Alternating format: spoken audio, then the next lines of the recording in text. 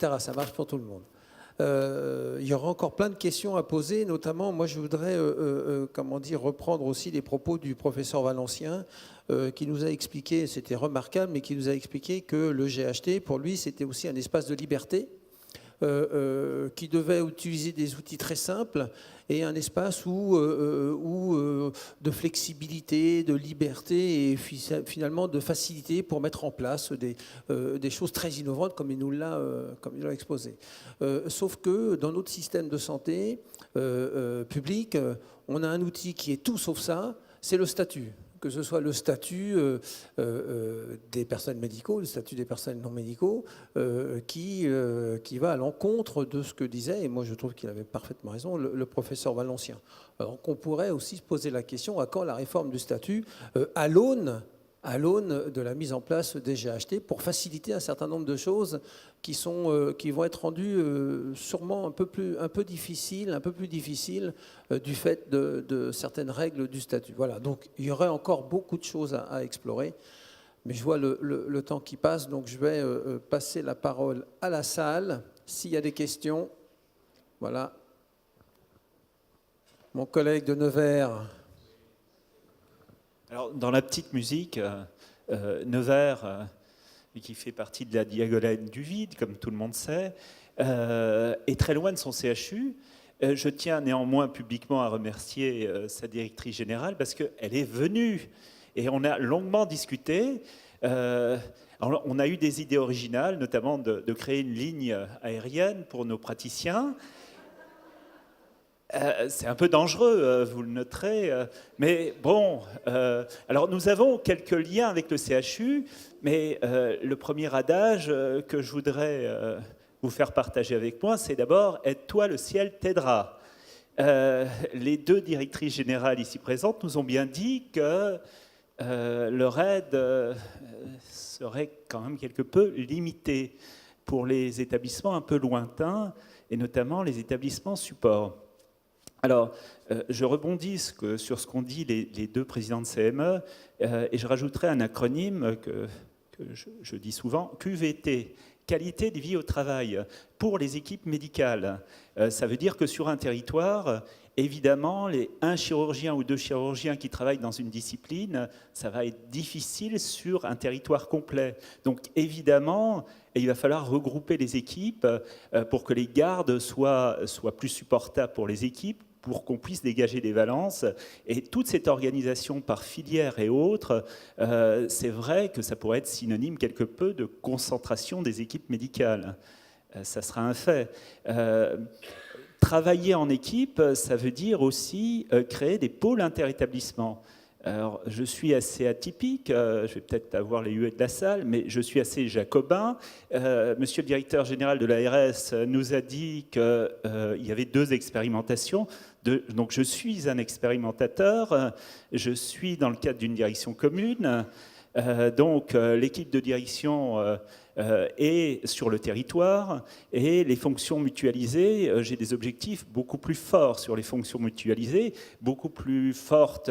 Par exemple, je peux citer la paye, centralisation de la paye, des équipes biomédicales, des stérilisations, des laboratoires, ça c'est dans le cadre du décret.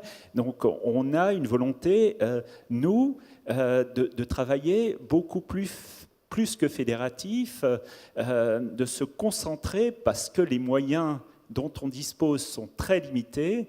Donc évidemment, les concentrer ou les articuler au plus près des patients, c'est pour nous vraiment une nécessité. Alors, Madame la vice-présidente de la FHF, ça s'est fait évidemment avec les élus. Les élus, je les côtoie tous les jours. Évidemment, les décisions, nous les prenons avec les élus. Et je dois dire, alors je ne peux pas me faire le porte-parole notamment d'un des élus du centre hospitalier de Decize, du docteur Lassus, qui est président du conseil de surveillance, mais je vous rapporterai simplement ses propos, qui me dit qu'il était très satisfait que l'on travaille en réseau très étroit. C'est-à-dire que les équipes de direction de l'établissement support travaillent sur le site, que l'ensemble des compétences et l'ensemble des équipes partagées qu'on va mettre en place médicales vont aider cet établissement, évidemment, à apporter de la qualité. La dernière observation que je voulais faire, c'est que dans nos hôpitaux, on n'a jamais parlé des personnels soignants. Alors, je sais qu'il y a des cadres dans la salle, des cadres de santé. Dans la GHT que j'ai l'honneur d'animer, on a pris la décision, comme elle est très intégrative, d'avoir qu'une directrice de soins.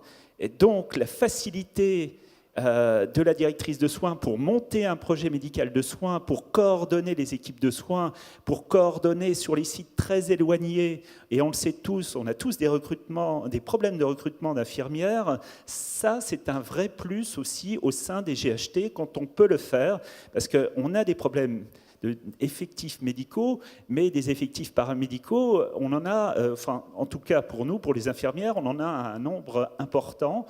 Sur des toutes petites structures, c'est très compliqué.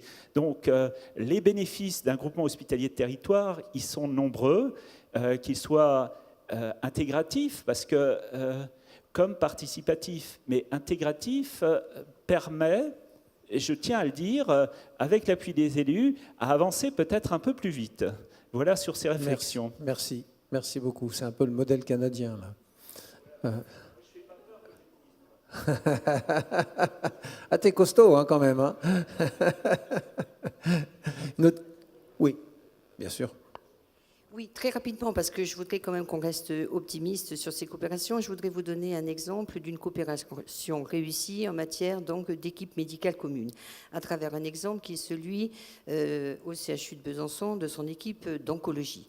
Aujourd'hui, il y a 23 oncologues qui se déplacent dans l'ensemble de la région Franche-Comté pour assurer des soins de proximité dans toutes les villes de la région. Et ça marche. Alors, la vraie question, c'est pourquoi ça marche. Il me semble qu'il y a 3 conditions à réunir. La première, et tu l'as dit, c'est quand même, la notion de distance. On ne peut pas demander à des médecins tous les jours de faire 2 heures de voiture le matin, 2 heures de voiture le soir et faire leur activité de soins. Je pense que 30 minutes, 40 minutes maximum, voire 1 heure, c'est le plus qu'on peut demander à un médecin. Ça, c'est une première condition, il y a comme la notion de distance. La deuxième, et je l'observe à travers donc, cette expérience, c'est qu'il faut au départ un leader médical qui soit charismatique et qui fédère son équipe et qui favorise cette volonté de mutualiser des compétences. Si vous avez un chef qui est reconnu, un chef qui y va, un chef qui aussi montre l'exemple, vous avez derrière des jeunes qui suivent le chef. C'est comme ça, c'est un peu la hiérarchie médicale, mais j'ai envie de dire, c'est utile.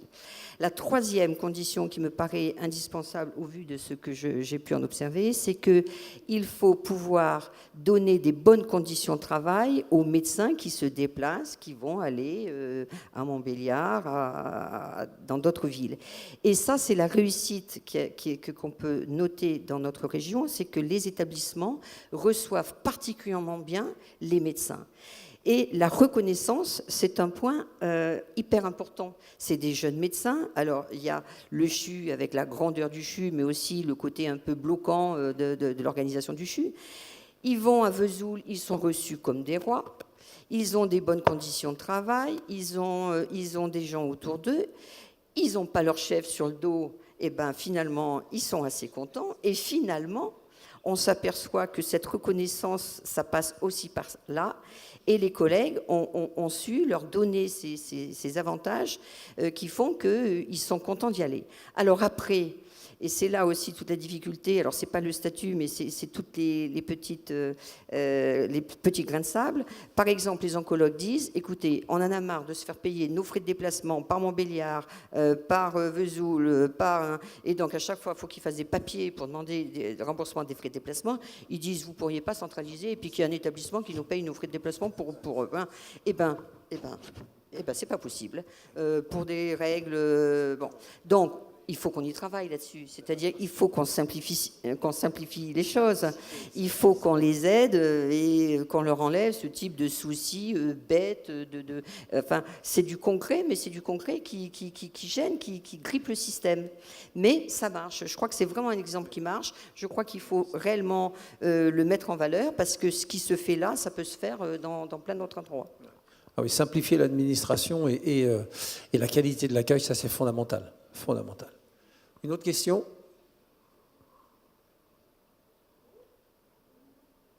Bien. Bien, écoutez, s'il n'y a plus d'autres interventions de votre part, moi je voudrais que l'on remercie tous ensemble les intervenants de cette table ronde. Peut-être qu'on les applaudisse parce que c'était de qualité.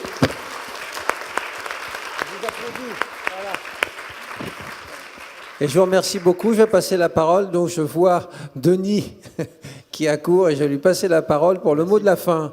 Oui, alors, je ne sais pas si mon micro marche. Je vais prendre le tien.